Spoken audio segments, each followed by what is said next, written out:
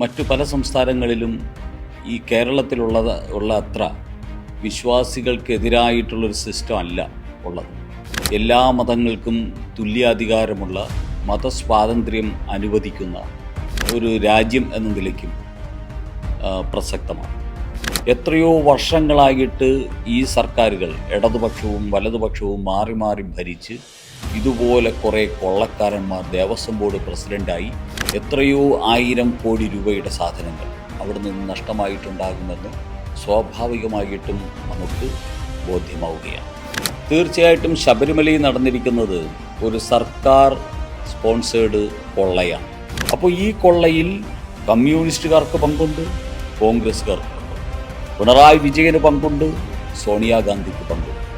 ഇത് കേരളത്തിലെ വിശ്വാസി സമൂഹത്തെ അങ്ങേയറ്റം വേദനിപ്പിക്കുന്നു, ദുഃഖിപ്പിക്കുന്നു ആയിട്ടുള്ള ഒരു വസ്തുത തന്നെയാണ്.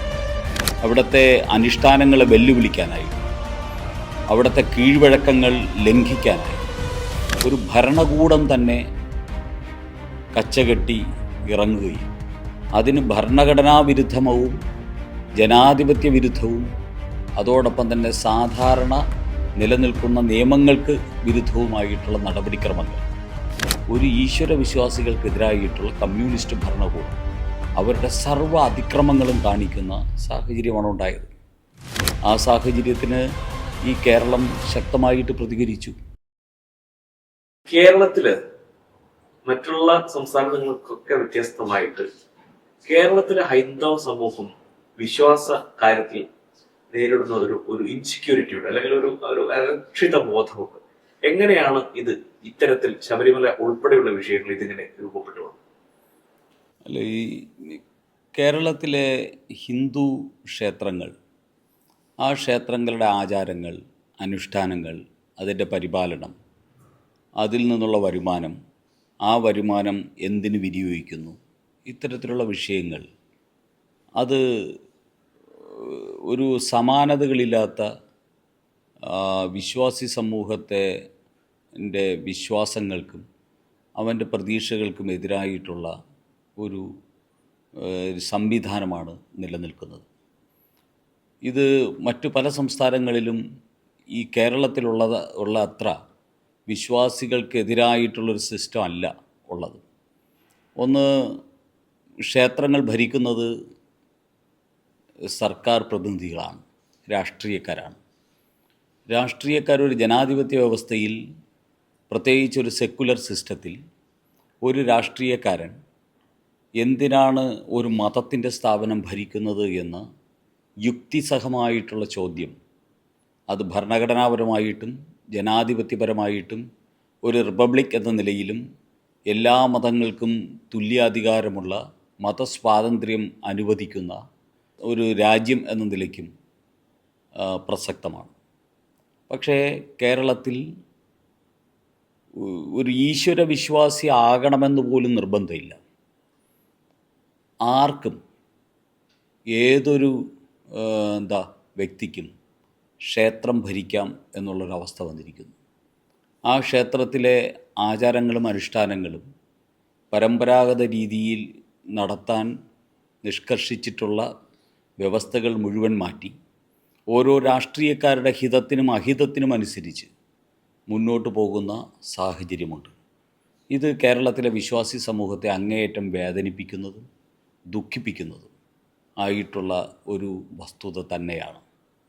ഇതിൻ്റെ പാരമ്യത്തെയാണ് ശബരിമലയിൽ ഈ സമീപകാലത്തുണ്ടായിട്ടുള്ള വിഷയങ്ങൾ കാണിക്കുന്നത്.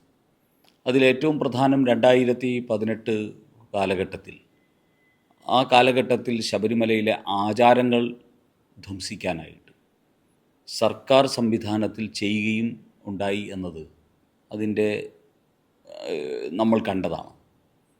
അവിടെ എന്താ സംഭവിച്ചിരിക്കുന്നത്? ഒരു കോടതി വിധിയായിരുന്നു ഈ കുഴപ്പങ്ങളെല്ലാം ഉണ്ടാക്കാൻ സർക്കാരിന് സഹായമായതൊരു കോടതി വിധിയാണ്. ആ കോടതി വിധിയിൽ സ്ത്രീകളവിടെ പ്രവേശിപ്പിക്കണം, ഇന്ന ദിവസം പ്രവേശിപ്പിച്ച് റിപ്പോർട്ട് നൽകണം എന്നൊന്നും പറഞ്ഞിട്ടില്ല. അവിടെ സ്ത്രീ പ്രവേശനം അസാധ്യമാണ്, സ്ത്രീ പ്രവേശനത്തെ എതിർക്കേണ്ടതില്ല എന്ന ഒരു കോടതി വിധി വന്നതിൻ്റെ പശ്ചാത്തലത്തിൽ ആ ക്ഷേത്രത്തെ ഇപ്പം നശിപ്പിച്ച് കളയാം. അവിടുത്തെ സഹസ്രാബ്ദങ്ങളായിട്ട് നിലനിൽക്കുന്ന വിശ്വാസങ്ങളെ ഇപ്പോൾ ഈ ഒറ്റ നിമിഷം കൊണ്ട് ഈ കോടതി വിധിയുടെ അടിസ്ഥാനത്തിൽ തീർത്ത് കളയാം എന്ന് പറഞ്ഞ് ഒരു ഈശ്വര വിശ്വാസികൾക്കെതിരായിട്ടുള്ള കമ്മ്യൂണിസ്റ്റ് ഭരണകൂടം അവരുടെ സർവ്വ അതിക്രമങ്ങളും കാണിക്കുന്ന സാഹചര്യമാണ് ഉണ്ടായത്. ആ സാഹചര്യത്തിന് ഈ കേരളം ശക്തമായിട്ട് പ്രതികരിച്ചു. നാമജപ ഘോഷങ്ങൾ ഈ കേരളത്തിലെ ഓരോ തെരുവിൽ നിന്നും ഓരോ വീട്ടിൽ നിന്നും ഉയർന്നു. പതിനായിരങ്ങൾ, അത് പ്രത്യേകിച്ച് സ്ത്രീകൾ, അമ്മമാർ, കുട്ടികൾ എല്ലാവരും രംഗത്തേക്ക് വന്നു. കേരളം ഇന്നേ വരെ കണ്ടിട്ടില്ലാത്ത, സമാനതകളില്ലാത്ത ഒരു ആധ്യാത്മികമായിട്ടുള്ള ജനകീയ മുന്നേറ്റം രൂപാന്തരപ്പെട്ടു ശബരിമലയുടെ ആചാരങ്ങൾ സംരക്ഷിക്കുന്നതിന് വേണ്ടി. ആ മുന്നേറ്റത്തിൽ അവസാനം സർക്കാരിന് അടിയറ പറയേണ്ടി വന്നു, ശരിയാണ്. പക്ഷേ അതുകൊണ്ടൊന്നും പിന്തിരിയുന്ന സമീപനമല്ല ഒരു കമ്മ്യൂണിസ്റ്റ് ഭരണകൂടം സ്വീകരിച്ചത് എന്ന് പിന്നെയുള്ള കാലഘട്ടത്തിൽ നമുക്ക് മനസ്സിലായിക്കൊണ്ടിരിക്കും. ജനങ്ങൾ വളരെ വിശ്വസ്തയോടുകൂടി അല്ലെങ്കിൽ വളരെ ഭക്തി പുരസ്കരം സമർപ്പിച്ച അയ്യപ്പന്റെ സ്വർണം പോലും കട്ടെടുക്കുന്ന അത് ഒരു സർക്കാർ സ്പോൺസേഡ് കൊള്ളയാണ്. അതിൽ ഇരു സർക്കാരുകൾക്കും കൃത്യമായിട്ടുള്ള ഉത്തരവാദിത്വം ഉണ്ടെന്ന് ഇങ്ങനെ പുറത്തു വരുന്ന തെളിവുകൾ ബോധ്യപ്പെടുത്തിക്കൊണ്ടിരിക്കുക. UDF-നും LDF-നും ഇതിൽ നിന്ന് മാറി നിൽക്കാൻ സാധിക്കില്ല. ഇത്തരത്തിലുള്ള ഒരു സർക്കാർ സ്പോൺസേഡ് അയ്യപ്പ കൊള്ളയും എങ്ങനെയാണ് BJP അല്ലെങ്കിൽ അയ്യപ്പന്റെ സ്വത്ത് തട്ടിയെടുക്കുന്ന ഈ ഒരു സർക്കാർ സ്പോൺസേഡ് കൊള്ളക്കാരെ എങ്ങനെയാണ് BJP നിലയ്ക്ക് നിർത്താൻ പോകുന്നത്? എന്താണ് അത് നിലപാട്? തീർച്ചയായിട്ടും ശബരിമലയിൽ നടന്നിരിക്കുന്നത് ഒരു സർക്കാർ സ്പോൺസേഡ് കൊള്ളയാണ്. ശബരിമല അയ്യപ്പൻ്റെ തിരുവാഭരണങ്ങൾ കൊള്ളയടിക്കപ്പെട്ടിരിക്കുന്നു എന്നുള്ളതാണ് സത്യം. ദ്വാരപാലക വിഗ്രഹങ്ങളും അതോടൊപ്പം തന്നെ അവിടുത്തെ വാതിൽപ്പടിയും ഒക്കെ അവിടുന്ന് കൊണ്ടുപോയി. ആ കൊണ്ടുപോയ സംഘം ദേവസ്വം ബോർഡിൻ്റെ ഏറ്റവും ഉന്നതന്മാരുമായിട്ട് എല്ലാവിധമായിട്ടുള്ള ബന്ധവുമുള്ളവരാണ്. ഒരു ഉണ്ണികൃഷ്ണൻ പോറ്റിയോ അല്ലെങ്കിൽ അവിടുത്തെ ഒരു സാധാരണ ഉദ്യോഗസ്ഥനോ ഒരിക്കലും ദ്വാരപാലക ശില്പങ്ങൾ മാസങ്ങളോളം കൊണ്ടുപോകാനും അതിൻ്റെ സ്വർണം മാറ്റാനും അത് ചെമ്പാക്കി മാറ്റാനും ഒന്നും സാധിക്കില്ല. എല്ലാവർക്കും അറിയാവുന്നതാണ്. ഹൈക്കോടതിയുടെ ഇടപെടലിനെ തുടർന്ന് അതിൻ്റെ അന്വേഷണം നടന്നു. അന്വേഷണത്തിൽ ബോധ്യമായിരിക്കുന്നു 4.5 കിലോയോളം വരുന്ന സ്വർണം ആ ഒരൊറ്റ കേസിൽ മാത്രം അവിടെ നിന്ന് കവർന്നു കൊണ്ടുപോയിരിക്കുന്നു എന്നുള്ളതാണ്. അപ്പോൾ ഒരു കേസ് എടുത്തപ്പോൾ തന്നെ 4.5 കിലോ സ്വർണമാണ് ശബരിമലയിൽ നിന്ന് കൊള്ളയടിക്കപ്പെട്ടതെങ്കിൽ ദേവസ്വം ബോർഡ് അംഗങ്ങളായി മന്ത്രിമാരായി ഇരുന്നതിൻ്റെ ഫലമായി ശബരീശ്വരന് കിട്ടിയിരിക്കുന്ന അമൂല്യമായിട്ടുള്ള എത്രയോ ആഭരണങ്ങൾ, ഇത് കേവലം ഒരു കൊള്ള മാത്രമല്ല, ഇത് വിശ്വാസി സമൂഹത്തോടുള്ള അങ്ങേയറ്റം ക്രൂരമായിട്ടുള്ള ഒരു ആക്രമണമാണ് നടന്നിരിക്കുന്നത്.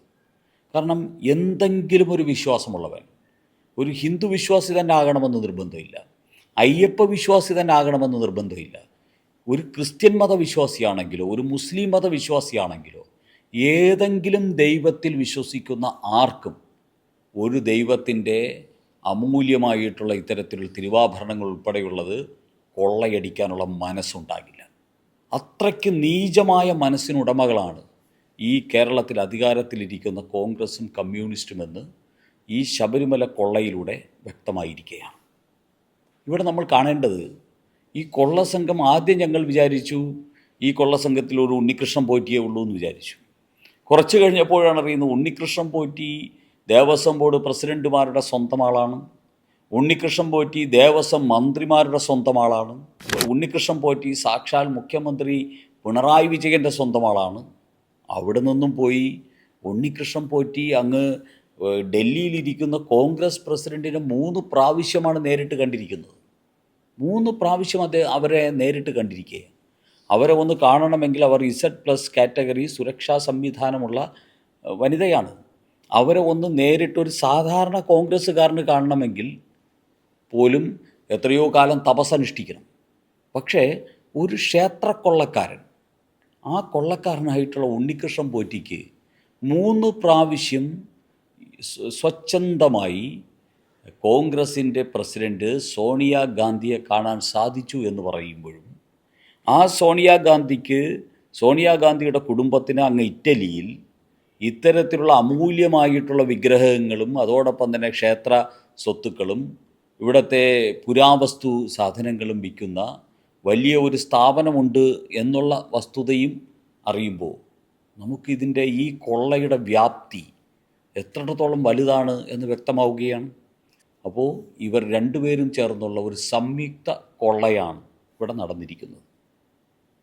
അപ്പൊ ഈ കേരളത്തിലെ ഹൈന്ദവ വിശ്വാസങ്ങൾ അല്ലെങ്കിൽ ഈ ക്ഷേത്രങ്ങളൊക്കെ എത്രമാത്രം സുരക്ഷിതമാണെന്നാണ്, അല്ലെങ്കിൽ ഭക്തർക്ക് എത്രമാത്രം ഇതിലൊക്കെ പിന്നെ വിശ്വസിക്കാൻ സാധിക്കും, എത്രമാത്രം സുരക്ഷിതമാണ് അവർ ഈ കൊടുക്കുന്ന ദാനധർമ്മങ്ങളും എല്ലാം, അല്ലെങ്കിൽ അവര് ദൈവത്തിന് സമർപ്പിക്കുന്നതെല്ലാം എത്രമാത്രം സുരക്ഷിതമാണ്, അതിന്റെയൊക്കെ അപ്പുറത്തെ വിശ്വാസങ്ങൾ എത്രമാത്രം സുരക്ഷിതമാണ്?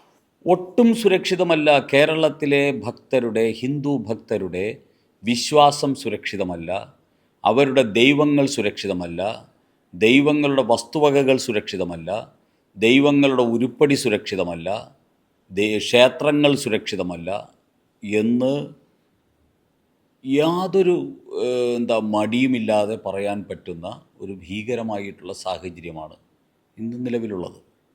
കാരണം ഗുരുവായൂർ ക്ഷേത്രം ധ്വംസിക്കപ്പെട്ടിരിക്കുന്നു. ഗുരുവായൂർ ക്ഷേത്രത്തിൽ ഇത്തരത്തിലുള്ള തട്ടിപ്പും കാര്യങ്ങളും നടന്നിട്ടുണ്ട് എന്നുള്ള വാർത്തകൾ പുറത്തു വരുന്നു. കേരളത്തിൽ കാസർഗോഡ് മുതൽ തിരുവനന്തപുരം വരെയുള്ള ദേവസ്വം ബോർഡിൻ്റെ ഭരണത്തിന് കീഴിലുള്ള ക്ഷേത്രങ്ങളിൽ പലതിലും ഇത്തരത്തിലുള്ള കൊള്ളകൾ നടത്തിയിട്ടുണ്ട്. അത് മലബാർ ദേവസ്വം ബോർഡാണെങ്കിലും ഗുരുവായൂർ ദേവസ്വം ബോർഡാണെങ്കിലും തിരുവിതാംകൂർ ദേവസ്വം ബോർഡാണെങ്കിലും ഇവിടുത്തെ സംസ്ഥാന സർക്കാരുകളുടെ കീഴിലുള്ള ഈ ദേവസ്വം ബോർഡുകളുടെ ക്ഷേത്രങ്ങൾ ഇത്തരത്തിലുള്ള കൊള്ളയ്ക്ക് പാത്രമായിട്ടുണ്ട് എന്നുള്ളത് ഓരോ ദിവസവും പുതിയ പുതിയ വാർത്തകൾ പുറത്തു വന്നുകൊണ്ടിരിക്കുകയാണ്. നമ്മളൊന്ന് മനസ്സിലാക്കേണ്ടത്, ഇവിടെ ശബരിമലയിൽ മണ്ഡല കാലഘട്ടത്തിൽ സാധാരണ കീഴ്വഴക്കപ്രകാരം ദേവസ്വം മന്ത്രി അവിടെ പോകാറുണ്ട്. ദേവസ്വം മന്ത്രി പോയിട്ട് അവിടെ സന്നിധാനത്തിൽ ഭക്തരോടൊപ്പം നിൽക്കാറുണ്ട്. പക്ഷേ കമ്മ്യൂണിസ്റ്റ് മന്ത്രിമാർ അവിടെ നിൽക്കുന്നത് നമ്മൾ പലപ്പോഴും ദൃശ്യമാധ്യമങ്ങളിൽ കണ്ടിട്ടുണ്ട്. ഒരു മന്ത്രി അവിടെ നിന്ന് തീർത്ഥം വാങ്ങിയിട്ട്, ഭഗവാന്റെ തീർത്ഥം മേൽശാന്തി കൊണ്ടുവരുന്നത് വാങ്ങിയിട്ട് അത് തറയിൽ തളിച്ചിട്ട് പുറകിൽ തുടച്ച് കൈ വൃത്തിയാക്കുന്ന ഒരു മന്ത്രിയെ നമ്മൾ ദൃശ്യമാധ്യമങ്ങളിൽ കണ്ടു. മറ്റൊരു മന്ത്രി ഇത് വാങ്ങാതെ കൈ പുറകോട്ട് വലിക്കുന്ന ഒരു മന്ത്രിയെയും നമ്മൾ കണ്ടു. അപ്പോൾ ഭഗവാന്റെ തീർത്ഥം വാങ്ങാൻ അവർക്ക് കമ്മ്യൂണിസം, അവരുടെ തലയിൽ പിടിച്ചിരിക്കുന്ന കമ്മ്യൂണിസം ഭഗവാന്റെ തീർത്ഥം വാങ്ങാൻ സമ്മതിക്കുന്നില്ല. ഭഗവാന്റെ മുമ്പിൽ കൈകൂപ്പാൻ അവരുടെ കമ്മ്യൂണിസം സമ്മതിക്കുന്നില്ല. പക്ഷേ ഭഗവാന്റെ സ്വത്ത് കൊള്ളയടിക്കാൻ അവരുടെ കമ്മ്യൂണിസം പിന്തുണ കൊടുക്കുന്നു എന്നുള്ളതാണ് നമ്മൾ കാണേണ്ടത്. എത്രത്തോളം അപജയമാണ് ഈ കമ്മ്യൂണിസത്തിനും, എത്രത്തോളം അപജയമാണ് ഈ കേരളത്തിലെ ഭരണകൂടത്തിനും സംഭവിച്ചുകൊണ്ടിരിക്കുന്നത് എന്നതിൻ്റെ ഏറ്റവും പ്രധാനപ്പെട്ട ഒരു ദൃഷ്ടാന്തമായിട്ടാണ് ഞാനതിനെ കാണുന്നത്. അതുകൊണ്ട് കേരളത്തിലെ ഹിന്ദു വിശ്വാസം, കേരളത്തിലെ ഹിന്ദു ക്ഷേത്രങ്ങൾ, ആ ക്ഷേത്രങ്ങളുടെ സ്വത്തുവകകൾ, ആ ക്ഷേത്രങ്ങളുടെ അനുഷ്ഠാനങ്ങൾ, ആ ക്ഷേത്രങ്ങളുടെ ആചാരങ്ങൾ, ഇതൊക്കെ ഇന്നൊരു ഭീഷണിയിലാണ്. ഇതിന് പരിഹാരം കാണണമെന്നുണ്ടെങ്കിൽ യാതൊരു സംശയവും വേണ്ട, ക്ഷേത്രങ്ങൾ വിശ്വാസികൾ ഭരിക്കുന്ന, വിശ്വാസികൾ നയിക്കുന്ന, വിശ്വാസികളുടേതായിട്ടുള്ള ക്ഷേത്രങ്ങൾ ഈ കേരളത്തിൽ ഉണ്ടാകണം. രാഷ്ട്രീയക്കാർ, ഭരണകൂടം ക്ഷേത്രങ്ങളിൽ നിന്ന് മാറി നിന്ന് കൊടുക്കുവാൻ തയ്യാറാകണം എന്നുള്ളതാണ് BJPയുടെ സുചിന്തിതമായിട്ടുള്ള അഭിപ്രായം. കേരളത്തിന്റെ മുഖ്യമന്ത്രി ഒരു പ്രശസ്ത നടനുമായി ചേർന്ന ഇന്റർവ്യൂവിലൊക്കെ അദ്ദേഹം പറയുന്നത്, അദ്ദേഹത്തിന് രാമായണം ഭഗവത്ഗീതയും ഒക്കെ പഠിച്ചു വന്ന അതിന്റെ സ്വാധീനങ്ങളൊക്കെ ഉള്ള അദ്ദേഹം ഒരു ദൈവവിശ്വാസി അല്ല എന്ന് ഉള്ള സമർത്ഥിക്കലിനോട് പ്രതിരോധം തീർക്കുന്ന തരത്തിലാണ് അദ്ദേഹത്തിന്റെ പല ഇന്റർവ്യൂകളും കാണാൻ സാധിക്കും. പക്ഷെ അദ്ദേഹത്തിന്റെ പാർട്ടിയിൽ ഹിന്ദു വിശ്വാസികൾക്ക് മാത്രമാണ് വിലക്കുള്ളത്, ഹിന്ദു വിശ്വാസങ്ങൾക്ക് മാത്രമാണ് വിലക്കുള്ളത്. അപ്പം ഈ പറയുന്ന മുഖ്യമന്ത്രിയുടെ ഒരു ഒരു ഒരു വിശ്വാസ വിരുദ്ധനല്ല എന്ന് കാണിക്കാനുള്ള ഈ PR വർക്കുകളും അദ്ദേഹത്തിന്റെ പാർട്ടികൾ നടത്തുന്ന ഹൈന്ദവ വിരുദ്ധതയും തമ്മിൽ വലിയ അന്തരമുള്ളതായിട്ടാണ് തോന്നുന്നത്. താങ്കൾ അതിനെ വിലയിരുത്തിയിട്ടുണ്ട്? മുഖ്യമന്ത്രി വിശ്വാസത്തിൻ്റെ പക്ഷത്താണ് എന്ന് വരുത്തി തീർക്കാൻ വേണ്ടിയുള്ളൊരു വ്യഗ്രത ഈ അടുത്ത ദിവസങ്ങളിലായിട്ട് ചില PR ഏജൻസികൾ ശ്രമിക്കുന്നുണ്ട്. എഴുതി കൊടുക്കുന്ന സ്ക്രിപ്റ്റ് വെച്ച് അഭിനയിക്കാൻ മുഖ്യമന്ത്രി ശ്രമിക്കുന്നുമുണ്ട്. പക്ഷെ ഒരു കാര്യം വളരെ വ്യക്തമാണ്. ഗുരുവായൂരപ്പൻ്റെ മുമ്പിൽ തൊഴുതു എന്നതിൻ്റെ പേരിൽ പാർട്ടിയിൽ അച്ചടക്ക നടപടി നേരിട്ട കടകംപള്ളി സുരേന്ദ്രൻ എന്ന് പറയുന്ന സഖാവിനെ നമുക്കറിയാം. ഗുരുവായൂർ ക്ഷേത്രത്തിൻ്റെ മുമ്പിൽ ചെന്നിട്ട് ആ ഇരിക്കുന്നതാണോ നിങ്ങൾ പറയുന്ന ദൈവം എന്ന് ചോദിക്കുന്ന നിരീശ്വരവാദിയായിട്ടുള്ള പിണറായി വിജയൻ്റെ ആ ചൂണ്ടലും ആ ഭാഷയും കേരളം ഇതുവരെ മറന്നിട്ടില്ല. ഗണപതി ഹോമം എന്ന് പറയുന്നത് ചെയ്യാൻ പാടില്ല എന്ന പാർട്ടി തിട്ടൂരം, ആ പാർട്ടി തിട്ടൂരം കേരളം മറന്നിട്ടില്ല. ഹിന്ദു ആചാരങ്ങളെ ധ്വംസിച്ചുകൊണ്ട് ഗണപതി മിത്താണ് എന്ന് പറഞ്ഞ സ്പീക്കർ സഖാവ് ഷംസീറിൻ്റെ വാക്കുകൾ കേരളത്തിലെ ഹിന്ദു ഒരിക്കലും മറക്കില്ല. മാത്രമല്ല, സനാതനധർമ്മമെന്ന് പറയുന്നത് അത് ഒരു കൊറോണ വൈറസാണ് എന്ന് പറഞ്ഞ സ്റ്റാലിൻ്റെ പാർട്ടിയുമായിട്ട് ചങ്ങാത്തം കൂടുകയും ആ സ്റ്റാലിനെ കേരളത്തിലേക്ക് കെട്ടിയെഴുന്നള്ളിച്ചു കൊണ്ടുവന്ന് വൈക്കം സത്യാഗ്രഹത്തിൽ പങ്കെടുപ്പിക്കുകയും ചെയ്ത പിണറായി വിജയൻ്റെയും കമ്മ്യൂണിസ്റ്റ് പാർട്ടിയുടെയും ആ ഹിന്ദു വിരുദ്ധമായിട്ടുള്ള മനോഭാവം ഈ കേരളം ഒരിക്കലും മറക്കാൻ പോകുന്നില്ല. അതുകൊണ്ട് തന്നെ ഞങ്ങൾ പറയാൻ ആഗ്രഹിക്കുന്നു, ഇത് അടവ് നയമാണ്. ഹിന്ദുവിനാൽ വെറുക്കപ്പെട്ട പിണറായി വിജയൻ, വിശ്വാസികളാൽ വെറുക്കപ്പെട്ട പിണറായി വിജയൻ, വിശ്വാസ സമൂഹം നീചനായിട്ട് കരുതുന്ന കേരളത്തിലൊരു മുഖ്യമന്ത്രി, ആ മുഖ്യമന്ത്രി ആ കുഴിയിൽ നിന്ന് കരകയറാൻ കാണിക്കുന്ന വ്യഗ്രത, ആ വ്യഗ്രതയുടെ PR വർക്കാണ് ഇപ്പം നടന്നുകൊണ്ടിരിക്കുന്നത്. ഇതുകൊണ്ടൊന്നും പിണറായി വിജയൻ രക്ഷപ്പെടാൻ പോകുന്നില്ല.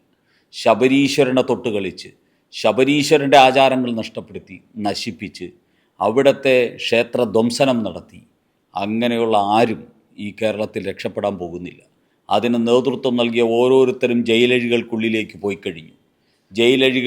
ജയിലഴികൾ എണ്ണി അവർ കിടക്കുകയാണ്. ചിലർ പുറത്തു വന്നിട്ടുണ്ടാകാം. പക്ഷേ അതൊന്നും ഈ ശബരീശ്വരനെ തൊട്ട ആരും രക്ഷപ്പെടാൻ പോകുന്നില്ല. പിണറായി വിജയൻ്റെ രാഷ്ട്രീയ ഭാവിയും അവസാനിക്കുകയാണ്. അത് അവസാനിക്കുന്ന തെരഞ്ഞെടുപ്പും കൂടിയായിരിക്കും ഈ തെരഞ്ഞെടുപ്പ്. ഈ പിണറായി വിജയനെയും അതോടൊപ്പം തന്നെ ഈ ശബരിമല കൊള്ളയ്ക്കും പിന്തുണ നൽകിയ കോൺഗ്രസും ഈ കേരളത്തിലെ പൊതുസമൂഹത്തിനോട് മാപ്പ് പറയുന്ന ദിവസങ്ങളായിരിക്കും വരാൻ പോകുന്നത് എന്നുള്ള കാര്യത്തിൽ യാതൊരു സംശയവുമില്ല. എത്ര PR വർക്ക് ചെയ്താലും ഏത് താരത്തിനോടൊപ്പം അഭിനയിച്ചാലും നിങ്ങൾ ഈ കേരളത്തിലെ വിശ്വാസി സമൂഹത്തിനോട് ചെയ്ത ക്രൂരതയ്ക്ക് ഒരിക്കലും മാപ്പ് കിട്ടാൻ പോകുന്നില്ല എന്നാണ് മുഖ്യമന്ത്രി പിണറായി വിജയനോട് ഞങ്ങൾക്ക് പറയാനുള്ളത്. ഒരു കോയമ്പത്തൂർ സ്ഫോടന കേസിൽ പ്രതിയായ, കോടതി പോലും വിധിച്ച ഒരു പ്രതിയെ സ്വീകരിക്കാൻ വേണ്ടി തിരക്കായിരുന്നു കേരളത്തിലെ ഇടതുമുന്നണിയും വലതുമുന്നണിയും. എന്നാൽ ഒരു കൃത്യമായ ഒരു തെളിവുമില്ലാതെ ഒരു തന്ത്രിയെ ഇത്രയും ദിവസങ്ങൾ ജയിലിലിട്ട സമയത്ത് അദ്ദേഹത്തിന് നമ്മൾ കാണാൻ പോലും ഈ പറയുന്ന UDF LDF എന്ന് മാത്രമല്ല CPM-ന്റെ സംസ്ഥാന സെക്രട്ടറി വളരെ നികൃഷ്ടമായ വാക്കുകളാണ് തന്ത്രിക്കെതിരെ പ്രയോഗിച്ചത്. എന്താണ് ഈ പറയുന്ന UDF-നും LDF-നും ഈ ഇത്തരം വിഷയങ്ങൾ വരുമ്പോഴുള്ള ഒരു ഇരട്ടത്താപ്പ്?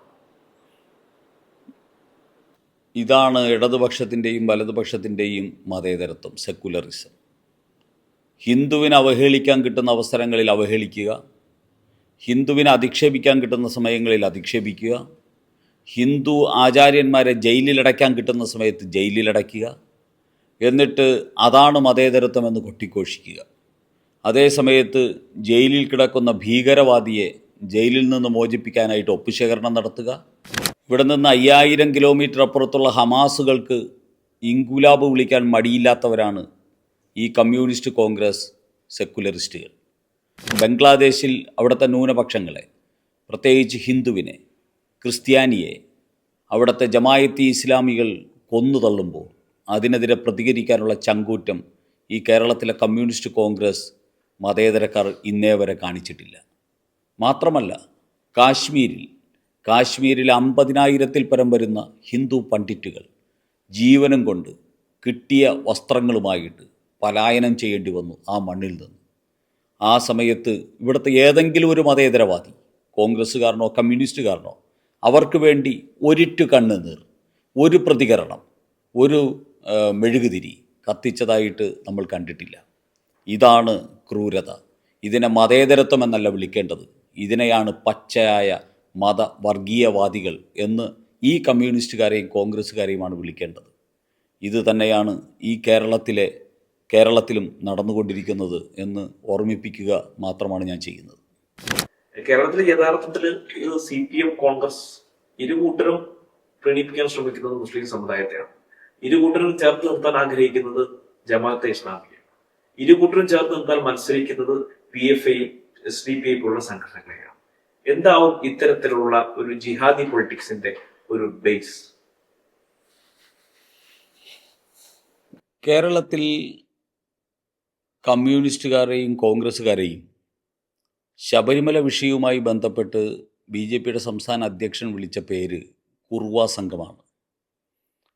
കമ്മ്യൂണിസ്റ്റ് കോൺഗ്രസ് കുർവാ സംഘം ശബരിമല കൊള്ളയടിക്കുന്നു എന്നാണ്. ഈ കുർവാ സംഘം എല്ലാ കാര്യത്തിലും ഒറ്റക്കെട്ടാണ്. അത് നമുക്ക് അറിയാം. ജമായത്തെ ഇസ്ലാമി ഇന്ത്യൻ ഭരണഘടന അംഗീകരിക്കാത്തവരാണ്. ഇന്ത്യൻ ഭരണഘടന എന്നല്ല, ഒരു ജനാധിപത്യ സംവിധാനവും അംഗീകരിക്കാത്തവരാണ്.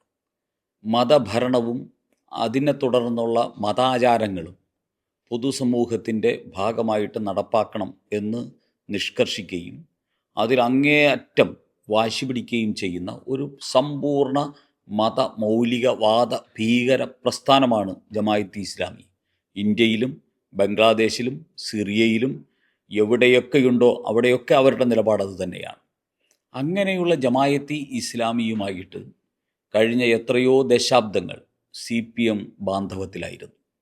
ഇപ്പോൾ ആ ബാന്ധവം വലതുപക്ഷത്തിലേക്ക് എത്തിയിരിക്കുന്നു. ഇപ്പോൾ VD സതീശൻ ജമായത്തെ ഇസ്ലാമിയെക്കുറിച്ച് പറയുമ്പോൾ അയാൾക്ക് 1000 നാവാണ്. ജമായത്തെ ഇസ്ലാമി മതേതരമാണ്, ജമായത്തെ ഇസ്ലാമി പഴയ നിലപാട് മാറ്റി, ജമായത്തെ ഇസ്ലാമി എല്ലാവരെയും ഉൾക്കൊള്ളുന്നതാണ്.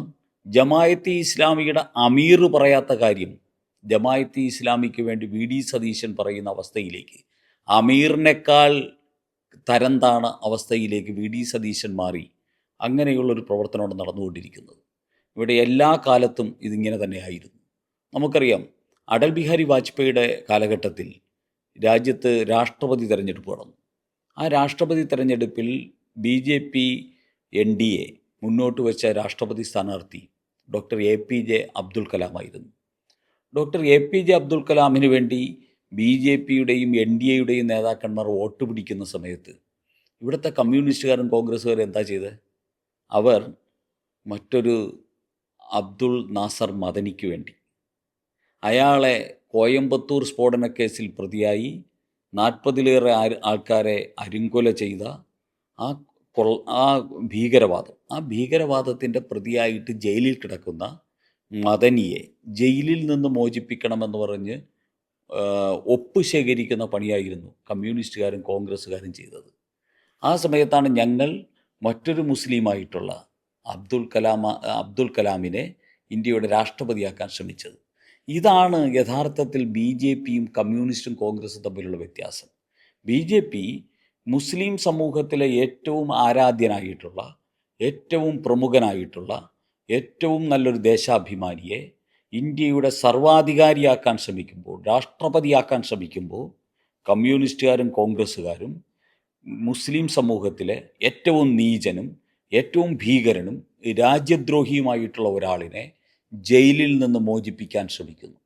ഈ മതേതരത്വം ആദ്യം തിരിച്ചറിയേണ്ടത് മുസ്ലിം സഹോദരന്മാരാണ്.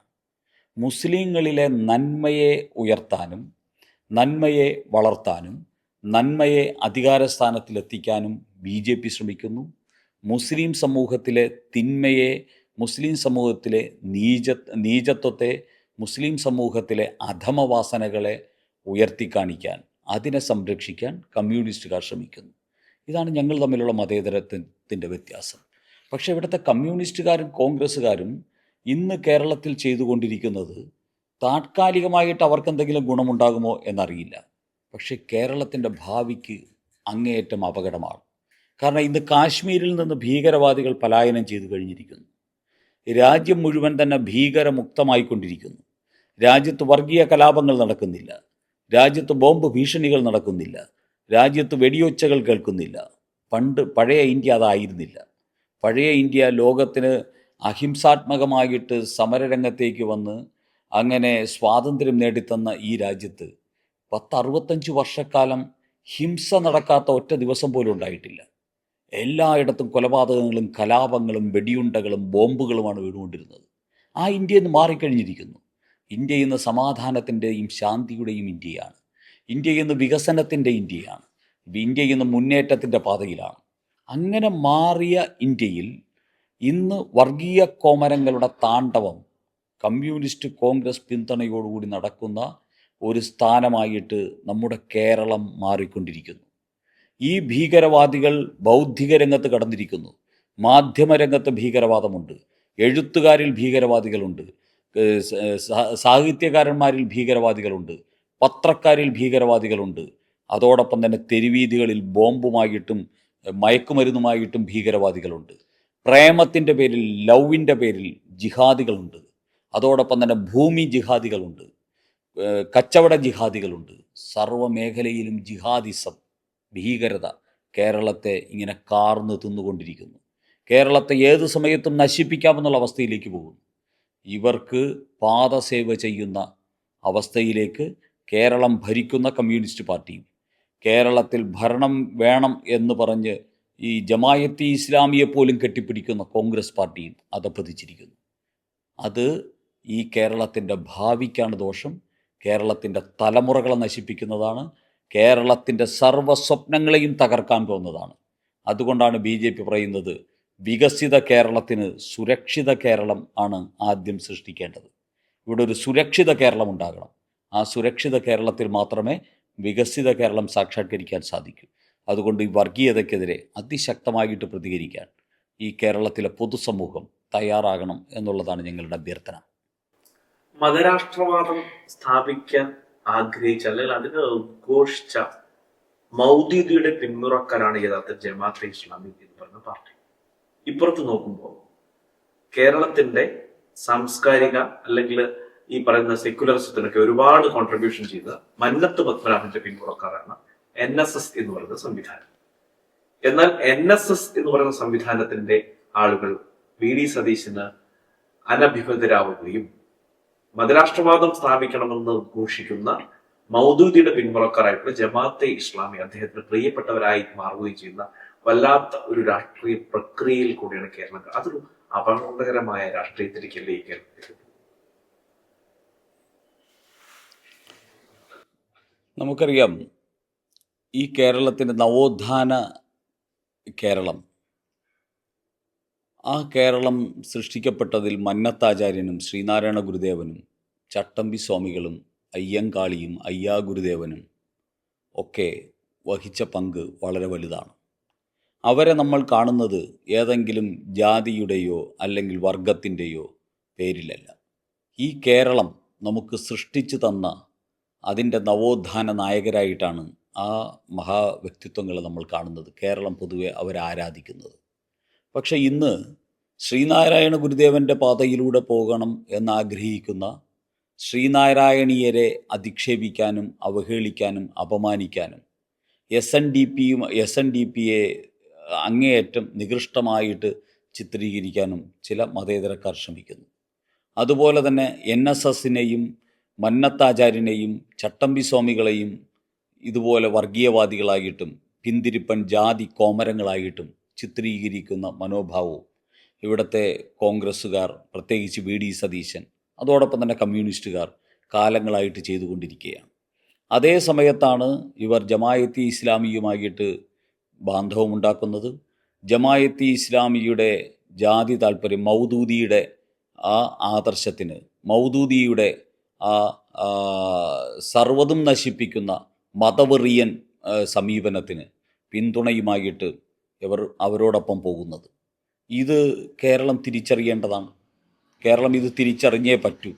ഇതിൻ്റെ അപകടം എത്രത്തോളം വലുതാണ് എന്ന് കേരളം മനസ്സിലാക്കണം. ഇവിടെ നമ്മൾ ഒന്ന് കാണേണ്ടത് SDPI, popular front of India എന്ന് പറയുന്ന ഒരു ഭീകര പ്രസ്ഥാനമുണ്ടായി. ആ പോപ്പുലർ ഫ്രണ്ട് ഓഫ് ഇന്ത്യയെ ഇന്ന് രാജ്യത്ത് നിരോധിച്ചിരിക്കുകയാണ്. ആ നിരോധിച്ചതിന് തൊട്ടു മുമ്പ് അവർ കേരളത്തിൽ ഉയർത്തിയൊരു മുദ്രാവാക്യമുണ്ട്. അവിലും മലരും കരുതിക്കോ എന്ന് പറയുന്ന ഒരു മുദ്രാവാക്യം ഇവിടുത്തെ ഹിന്ദുവിനെയും ക്രിസ്ത്യാനിയെയും നശിപ്പിച്ചു കളയുമെന്നും കൊന്നു കുഴിച്ചുമൂടുമെന്നും അവർക്ക് വേണ്ടി അവിലും മലരും കരുതിക്കോ എന്നുള്ള പരസ്യമായിട്ടുള്ള മുദ്രാവാക്യവുമായി മതേതര കേരളത്തിൻ്റെ തെരുവീതിയിൽ പ്രകടനം നടത്താൻ അവർക്കൊരു മടിയുമുണ്ടായില്ല. അവരെ ഈ കമ്മ്യൂണിസ്റ്റുകാരും കോൺഗ്രസ്സുകാരും അത്രയും കാലം സംരക്ഷിച്ചുകൊണ്ടിരിക്കുകയായിരുന്നു. അവരെ BJP വന്നതിന് ശേഷമാണ് അവരെ നിരോധിച്ചത്. ഇന്ന് ആ നിരോധനം വന്നതിന് ശേഷവും അവരെ അറസ്റ്റ് ചെയ്യാനോ അവരുടെ ഓഫീസുകൾ പൂട്ടിപ്പിക്കാനോ സംസ്ഥാന സർക്കാർ വേണ്ടതൊന്നും ചെയ്തിട്ടില്ല. അതും കേന്ദ്ര സർക്കാരിൻ്റെ ഏജൻസികൾ വന്നാണ് അവരുടെ ഓഫീസുകൾ റെയ്ഡ് ചെയ്ത് അവരെയൊക്കെ അറസ്റ്റ് ചെയ്തത് എന്ന് നമ്മൾ മനസ്സിലാക്കണം.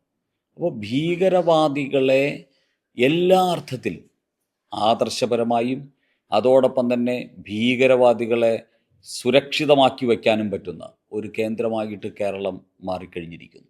ഗ്രീൻ വാലി എന്ന് പറയുന്ന ഒരു മതവെറിയൻ ചിന്താഗതി വളർത്തുന്ന ഒരു സ്ഥാപനം ഈ കേരളത്തിൽ എത്രയോ ദശാബ്ദങ്ങളായിട്ടുണ്ട്. അവിടെയൊക്കെ കമ്മ്യൂണിസ്റ്റുകാരും കോൺഗ്രസ്സുകാരും ആ ഗ്രീൻ വാലി എന്ന് പറയുന്ന ഭീകരവാദികളെ ഉത്പാദിപ്പിക്കുന്ന കേന്ദ്രത്തെ സംരക്ഷിക്കുകയായിരുന്നു ഇത്രയും കാലം ചെയ്തത്. അത് പൂട്ടിപ്പിക്കാൻ, അത് റെയ്ഡ് ചെയ്യിപ്പിക്കാൻ സാധിച്ചത് BJPയുടെ കേന്ദ്ര സർക്കാരിനാണ്. അപ്പോൾ ഭീകരവാദത്തിനോട് സീറോ ടോളറൻസ് ടുവേഴ്സ് ടെററിസം എന്ന് പറയുന്ന നരേന്ദ്രമോദിയുടെ വാക്കുകൾ അത് യാഥാർത്ഥ്യമാക്കുന്ന പ്രവൃത്തികളുമായിട്ട് കേരളത്തിൽ മുന്നോട്ട് പോകുന്നതാണ് ഇന്നിവിടുത്തെ ഹിന്ദുവിനും ക്രിസ്ത്യാനികൾക്കും അല്പമെങ്കിലും ആശ്വാസമായിട്ട് വരുന്നത്. അതിനെപ്പോലും അട്ടിമറിക്കാനാണ് VD സതീശനും അതോടൊപ്പം തന്നെ കമ്മ്യൂണിസ്റ്റുകാരും ശ്രമിക്കുന്നത് എന്ന് ഇന്ന് കേരളത്തിലെ സാധാരണക്കാർ മനസ്സിലാക്കി തുടങ്ങിയിരിക്കുന്നു എന്നുള്ളതാണ് ഒരാശ്വാസമായിട്ടുള്ളത്.